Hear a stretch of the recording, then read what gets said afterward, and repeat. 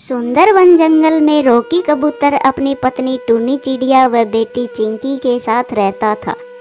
वो तीनों एक छोटे से घोंसले में रहते थे। रॉकी कबूतर बहुत ही गरीब था। वो जंगल में लकड़ियाँ काटने का काम करता था और उन लकड़ियों को बेचकर अपना व अपने परिवार का गुजारा करता था। इन दिनों जंगल में कड़ी गर्मी पड़ रही थी।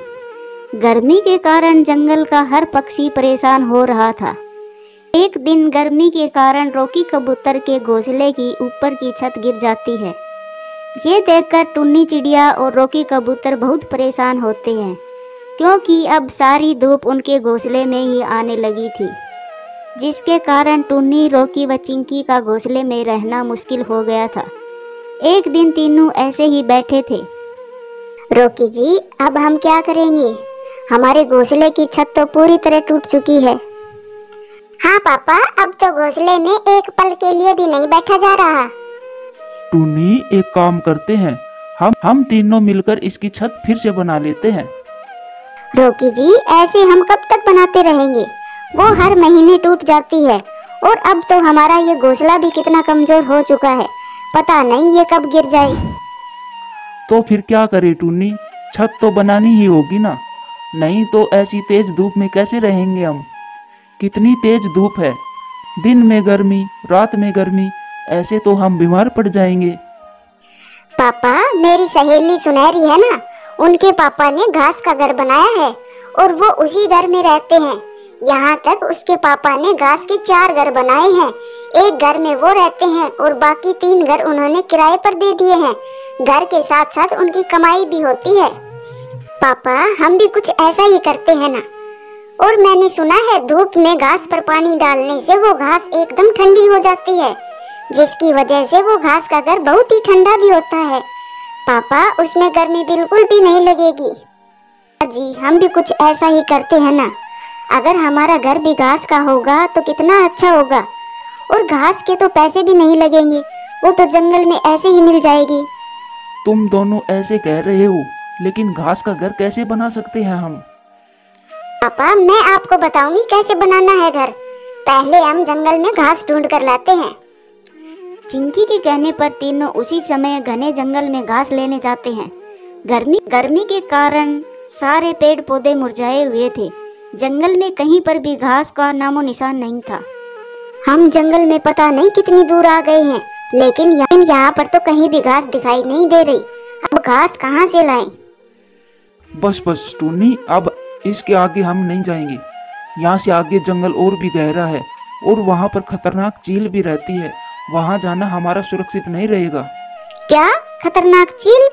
अरे बाप रे, नहीं, हम वहाँ नहीं जाएंगे। चलिए जी, हम वापस घर चलते हैं, और वैसे भी थोड़े समय में अंधेरा हो जाएगा।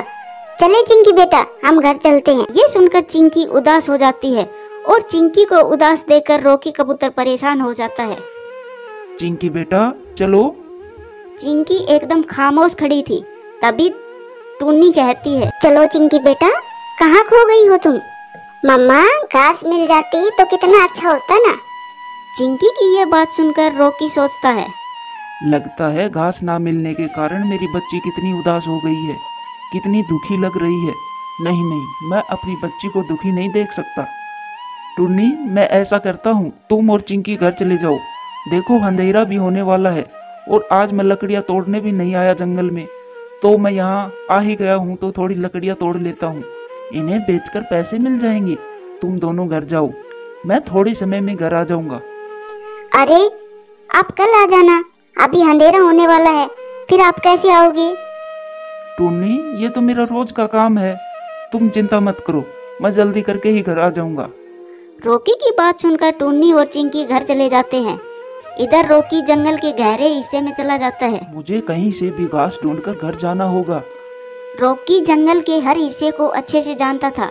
उसे पता था कि जंगल के किस हिस्से में खतरा है और किस हिस्से में नहीं है। फिर भी बेटी की खुशी की खातिर रॉकी जंगल के खतरनाक इलाके में आ जाता है, जहाँ पर खतरनाक चीलों का बसेरा था। रॉकी कबूतर डर डर के जंगल में घूमता है, लेकिन उसे कहीं पर भी घास दिखाई नहीं देती। ये देखकर रॉकी दुखी हो जाता है। इतनी दूर आ जाने के बाद भी घास नहीं मिली, ये जंगल में घास आखिरकार गायब कैसे हो गई? तभी एक खतरनाक चील रॉकी के पीछे पड़ जाती है। रॉकी उस चील को देखकर तेजी से उड़ता है। बाप रे, ये चील तो मेरे पीछे ही पड़ गई। अगर आज इसने मुझे पकड़ लिया तो आज तो मैं मारा ही जाऊंगा। कहाँ जाऊं? आगे तो और भी ज्यादा जंगल है। रॉकी तेजी से उड़ता जाता है। तभी वो एक पेड़ से टकराकर एक घास के गड्ढे में जा गिरता है और गिरते ही रॉकी वहीं बेहोश हो जाता है। जब उसे होश आता है तो वो देखता है वो तो अपने घर के पास उस घास के ऊपर पड़ा था और उसके पास टूनी और चिंकी दोनों खड़ी थी। टूनी भागो, वो चील आ जाएगी। चील आ जाएगी? ये क्या बोल रहे हो आप? आप अपने घर में हो। रॉकी कबूतर उड़ के चारों तरफ देखता है। वो देखता है वो तो अपने घोंसले के पास ही है। ये कैसे हो सकता है? टूनी, मैं जंगल में था और एक चील मेरे पीछे पड़ गई थी। मैं तेजी से उड़ रहा था, तभी पेड़ से टकराकर घास पर गिरा था। अरे, ये घास तो जंगल में थी, ये यहाँ कैसे आ गई? पापा, आप यहाँ बेहोश पड़े थे और ये घास भी आपके पास ही पड़ी थी। टूनी, ये कैसे हो सकता है? मैंने तो इस घास को हाथ भी नहीं लगाया था, फिर ये यहाँ कैसे आ गई? ये सब क्या हो रहा है? मेरे तो कुछ समझ नहीं आ रहा। रॉकी जी, थकान के कारण आपको कुछ याद नहीं होगा और आप यहाँ आ गए होंगे और फिर बेहोश हो गए होंगे। क्या पता आपने ये सपना देखा हो। पापा, इतनी सी घास से घर कैसे बनेगा? ये तो बहुत ही कम घास है। चिंकी बेटा, अभी तुम्हारे पापा बहुत थके हुए हैं, इस बारे में हम बाद में बात करेंगे। फिर रात हो जाती है और सब सो जाते हैं। देखते ही देखते सवेरा हो जाता है। वो तीनों देखते हैं वहाँ पर ढेर सारी घास हो गई थी। इतनी घास देखकर तीनों के होश उड़ जाते हैं।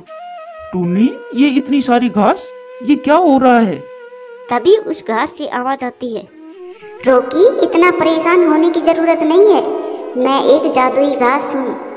अब इस घास से तुम अपने लिए कई सारे घर बना लो, क्योंकि मैं कभी भी खत्म नहीं होने वाली और ना ही मुरझाने वाली हूँ। उस जंगल में उस जालिम चील से मैंने ही तुम्हें बचाया था। मैं वर्षों से उस जंगल में पड़ी थी, कोई भी मुझे नहीं खा रहा था और ना ही मुझे कोई अपने साथ ले जा रहा था। पर जैसे ही तुम मुझ पर आकर गिरे, मैंने झट से अपने जादू से तुम्हें वहाँ से गायब कर दिया। क्या तुमने मुझे उस चील से बचाया था? हाँ रॉकी, मैं तुम्हें यहाँ ले आई। ये बात सुनकर तीनों बहुत हैरान होते हैं। फिर तीनों मिलकर उस घास से 4 आलीशान घर बना लेते हैं। पापा, ये जादुई घास तो सच में बहुत ही कमाल की है। देखिए, हमारे तो 4-4 घर बन गए हैं और ये घर कितने खूबसूरत दिख रहे हैं। देखो पापा, मैंने आपको सुझाव दिया था ना घास का घर बनाने का। अब देखिए कितने खूबसूरत घर बन गए हमारे।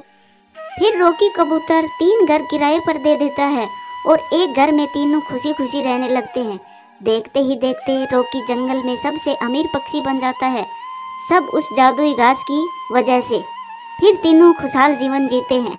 दूर किसी जंगल में टुनटुनी चिड़िया अपने पति रॉकी व बेटी चिंकी के साथ रहा करती थी। रॉकी कबूतर रिक्शा चलाता था और अपने परिवार का गुजारा चलाता था। एक दिन वो रिक्शा लेकर जा रहा था, अचानक से एक पेड़ से टकरा गया और वहीं मौके पर ही उसकी मौत हो गई। रॉकी के मरने के बाद उसकी पत्नी व बेटी अकेली रह जाती है।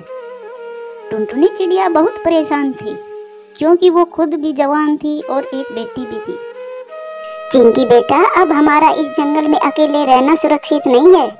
मैंने फैसला कर लिया है कि हम तेरे मामा के घर चले जाएंगे। अब हमारा इस पूरी दुनिया में तेरे मामा के सिवाय कोई भी नहीं है। बेटा, वहाँ हम सुरक्षित रहेंगे। लेकिन मामा, हम अपने घर में अकेले कहाँ हैं? मेरे पापा की यादें हैं मेरे साथ। वो मुझे अपने हाथों से खाना खिलाते थे, वो मुझे अच्छी अच्छी कहानियाँ सुनाते थे और मेरी हर इच्छा पूरी करते थे। मामा, मुझे अपना घर छोड़कर कहीं नहीं जाना। मैं मेरे पापा की यादों से दूर नहीं होना चाहती मामा। चिंकी बेटा, इस दुनिया में अकेली चिड़ियाओं का रहना मुमकिन नहीं है। मैं नहीं चाहती कोई मेरी बेटी को बुरी नज़र से देखे। बेटा, मेरी बात मानो, हमें जाना ही होगा यहाँ से।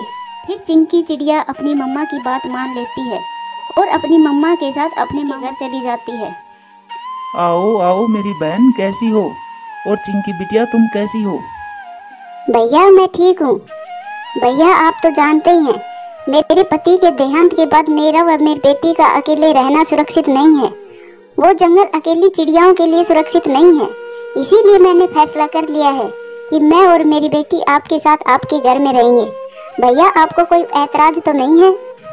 मेरी बहन, तुम चिंता क्यों करती हो? और हाँ, इस घर पर हम दोनों का बराबर अधिकार है। ये घर जितना मेरा है उतना ही तुम्हारा भी है। तुम जितने दिन रहना चाहो तुम उतने ही दिन यहाँ आराम से रह सकती हो। मुझे कोई ऐतराज नहीं है। टुनटुनी की भाभी दूर खड़ी सारी बातें सुन रही थी। वो तो बहुत गुस्से में आ जाती है। चिंटू के पापा, जरा मेरी बात सुनना। फिर टुनटुनी का भाई अपनी पत्नी की बात सुनने जाता है। सुनो जी, आप भी भावनाओं में बहकर पता नहीं क्या क्या बोलते रहते हो। यहाँ तो हमें भी 2 समय का भोजन इतनी मुश्किल से मिलता है, और ऊपर से आपकी बहन और उसकी बेटी भी आ गई है। हम उनको कहाँ से खिलाएंगे? आप साफ साफ शब्दों में अपनी बहन से कह दीजिए कि वो अपना बोरिया बिस्तरा उठाए और निकले यहाँ से, नहीं तो मैं अपने मायके चली जाऊंगी। टुनटुनी चिड़िया अपनी भाभी की सारी बातें सुन रही थी। वो कहती है, नहीं भाभी, आप अपना घर छोड़कर मत जाना, हमें यहाँ नहीं रहना। मेरी बेटी तो पहले से ही नहीं मान रही यहाँ रहने के लिए। मैं यही बताने के लिए आई हूँ कि मैं और मेरी बेटी वापस अपने घर जा रहे हैं। आप दोनों हमारी वजह से लड़ाई मत करो। लेकिन टुनटुनी बहन, रुको, मेरी बात तो सुनो। टुनटुनी अपने भाई की कोई भी बात सुने बिना अपनी बेटी को लेकर वहाँ से चली जाती है। मम्मा, अच्छा हुआ आप मुझे लेकर अपने घर वापस आ गई। देखो वहाँ कितना पराया पराया लग रहा था, और यहाँ पर तो लगता है मेरे पापा मेरे साथ ही हैं। वहाँ पर मुझे बिल्कुल भी अच्छा नहीं लग रहा था। हाँ चिंकी बेटा, अब हम अपने घर को छोड़कर कहीं नहीं जाएंगे। मैं अपनी बेटी का पूरा ख्याल रखूंगी। मैं मेरी बेटी को पढ़ा लिखा कर डॉक्टर बनाऊंगी। फिर टुनटुनी चिड़िया अपने जंगल के अमीर पक्षियों के घरों में काम करना शुरू कर देती है। के जो पैसे मिलते उनसे वो अपना घर खर्च चला लेती। एक दिन चील पक्षी के घर में काम कर रही थी कि अचानक से जंगल में तेज बारिश शुरू हो जाती है। उसे अपने घर की हो रही थी क्योंकि उसने अपने घर की मरम्मत नहीं की थी। अपने पति की मौत के बाद उसके पास इतने पैसे थे ही नहीं कि वो अपने घर की मरम्मत करा सके। मालकिन जी, क्या आज मैं घर जल्दी चली जाऊं? मेरी छोटी सी बेटी घर पे अकेली है, कहीं इतनी तेज बारिश में घर ना टूट जाए। 1-2 दिन घर जल्दी क्या जाने दे दिया, तुम्हें तो आदत ही पड़ गई। मेरे बच्चे स्कूल से आने वाले हैं, जल्दी से भोजन तैयार करो उनके लिए। सही कहते हैं कि नौकरों को ज़्यादा छूट नहीं देनी चाहिए, नहीं तो वो सर पर ही चढ़ जाते हैं। फिर टुनटुनी चिड़िया शाम तक चील के घर में काम करती है और फिर शाम को अपने घर चली जाती है। जंगल में बहुत तेज बारिश हो रही थी। टुनटुनी की बेटी चिंकी पेड़ पर बैठी भीग रही थी। टुनटुनी का घर नीचे टूटा पड़ा था। मम्मा, जैसे ही बारिश शुरू हुई हमारा घर तो टूट गया था। मैं तो जल्दी से उड़ गई थी। मम्मा, अब हम रात को कहाँ रहेंगे? टुनटुनी भी बहुत परेशान थी। अचानक से चिंकी के दिमाग में एक विचार आता है। मम्मा, हम भी ऐसे ही चिंता कर रहे हैं, मेरे पापा का रिक्शा किस काम आएगा? क्यों न हम रिक्शा में ही अपना घर बना लें? हाँ चिंकी बेटा, मेरे दिमाग में तो ये विचार आया ही नहीं। रिक्शा का घर तो बहुत सुरक्षित रहेगा, हम रिक्शा को ही अपना घर बना लेते हैं। फिर बेटी रिक्शा को ही अपना घर बना लेती है और उसमें रहने लगती है। अब तो टुनटुनी ने भी ऑटो चलाना सीख लिया था। वो दिन में ऑटो चलाती और रात में उसी ऑटो में सो जाती। इसी तरह उनका गुजारा अच्छे से हो जाता था और अब टुनटुनी को दूसरे पक्षियों के घरों में भी काम करने की कोई ज़रूरत नहीं थी।